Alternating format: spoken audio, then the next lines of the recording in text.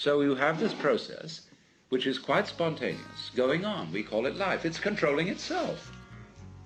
It's aware of itself. It's aware of itself through you. You are an aperture through which the universe looks at itself. And because of the universe looking at itself through you, there's always an aspect of itself that it can't see. So it is like that snake, you see, that is pursuing its tail. Because the snake can't see its head, like you can't.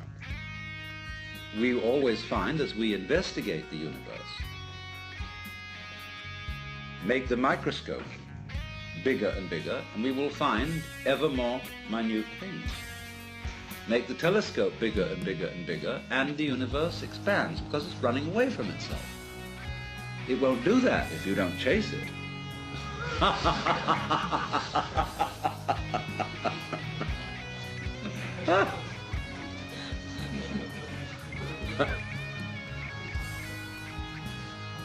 So, it's a game of hide and seek.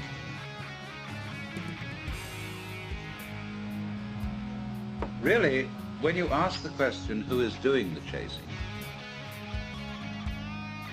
you are still working under the assumption that every verb has to have a subject. That when there is an action, there has to be a doer. Well, that's what I will call a grammatical convention, leading to what Whitehead called the fallacy of misplaced concreteness.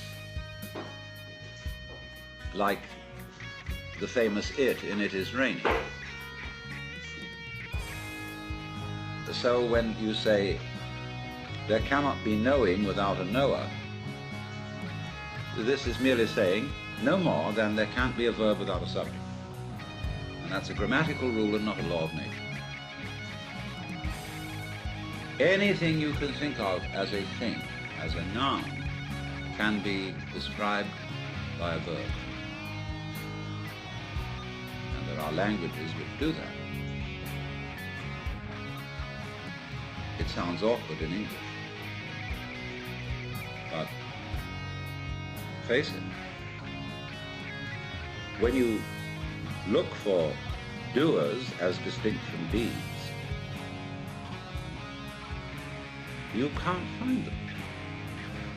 Just as when you look for stuff underlying the patterns of nature, you can't find any stuff, you just find more and more patterns.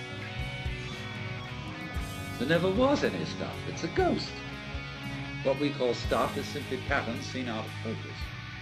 And it's fuzzy, so we call it stuff. You know, like K-pop.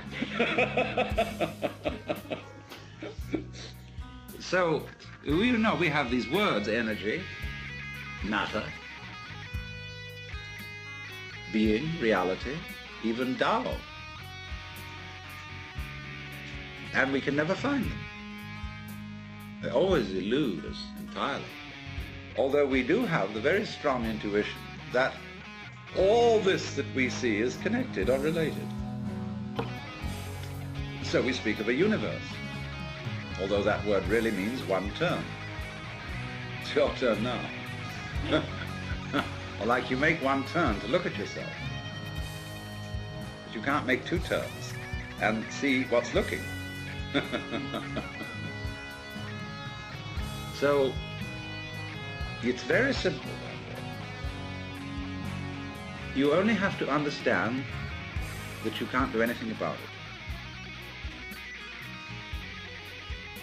And as they say in Zen, you cannot take hold of it, but you can't get rid of it.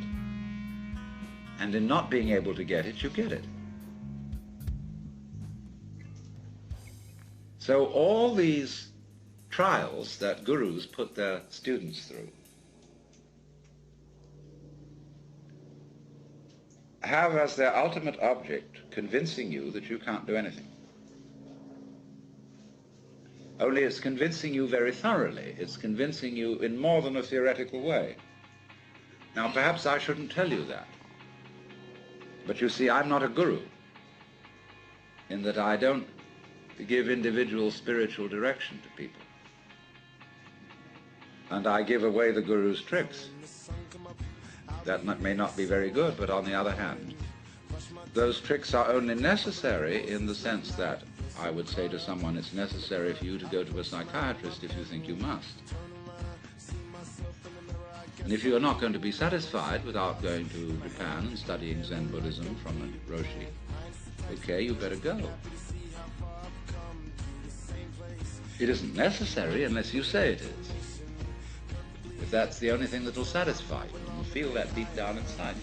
If you've got that yen, therefore you've got that yen. But if on the other hand you haven't, you haven't. And I'm not going to put you down on that account, you see. The point is, what do you want to do? What is it in you to do? But there it is, that you can struggle and struggle and struggle, and indeed will do so, as long as you have the feeling inside you that you're missing something.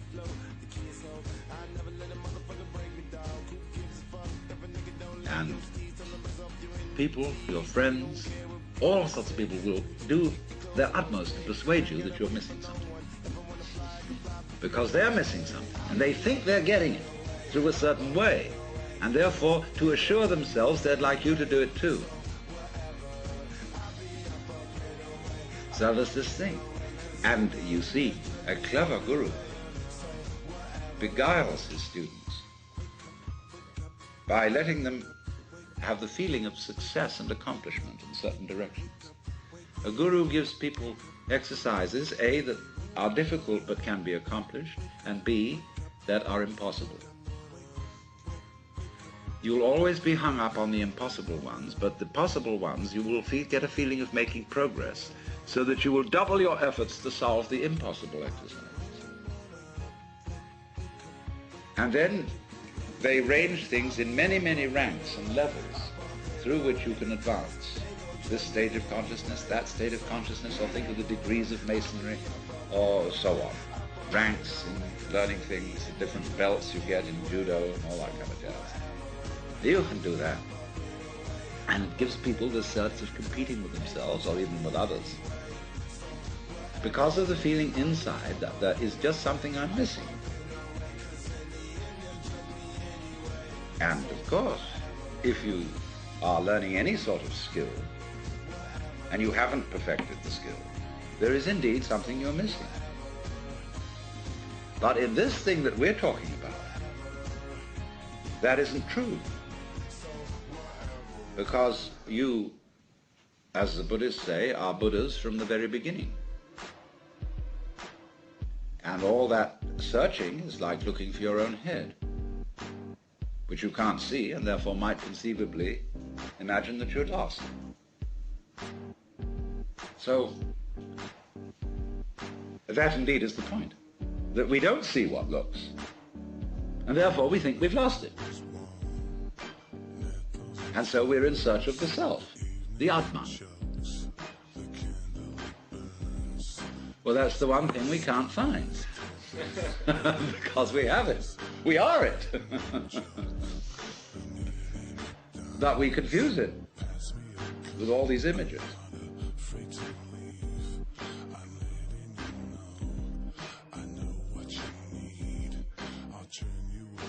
It has become extremely plausible that this trip between the maternity ward and the crematorium is what there is to life. And we still have, going into our common sense, the 19th century myth which succeeded the ceramic myth in Western history. I call it the myth of the fully automatic model. Man is a little germ that lives on an unimportant rock ball that revolves about an insignificant star on the outer edges of one of the smaller galaxies. But on the other hand, if you think about that for a few minutes, I am absolutely amazed to discover myself on this rock ball rotating around a spherical fire. It's a very odd situation. And the more I look at things, I cannot get rid of the feeling that existence is quite weird. I know that. See, a philosopher is a sort of intellectual yokel who gawks at things that sensible people take for granted. And sensible people, existence is nothing at all. I mean, it's just basic, and go on and do something. See, this is the current movement in philosophy. Logical analysis says you mustn't think about existence. It's a meaningless concept. Therefore, philosophy has become the discussion of trivia. No good philosopher lies awake nights worrying about the destiny of man and the nature of God and all that sort of thing, because a philosopher today is a practical fellow who comes to the university with a briefcase at 9 and leaves at 5. He does philosophy during the day, which is discussing whether certain sentences have meaning, and if so, what. And then he would, as William Earle said in a very funny essay, he would come to work in a white coat if he thought he could get away with it. Problem is, he's lost his sense of wonder. Wonder is like, in modern philosophy, something you mustn't have. It's like enthusiasm in 18th century England. It's a very bad form. But you see, I don't know what question to ask when I wonder about the universe. It isn't a question that I'm wondering about, it's a feeling that I have. Because I cannot formulate the question that is my wonder. The moment my mouth opens to utter it, I suddenly find I'm talking nonsense. But that should not prevent wonder from being the foundation of philosophy. So, there is obviously a place in life for a religious attitude in the sense of awe, astonishment at existence. And that is also a basis of respect for existence. We don't have very much of it in this culture, even though we call it materialistic. In the culture that we call materialistic today, we are, of course, bent on the total destruction of material and its conversion into junk and poisonous gas as quickly as possible. This is not a materialistic culture, because it has no respect for material. And respect is, in turn, based on wonder, on feeling the marvel of just an ordinary pebble in your fingers.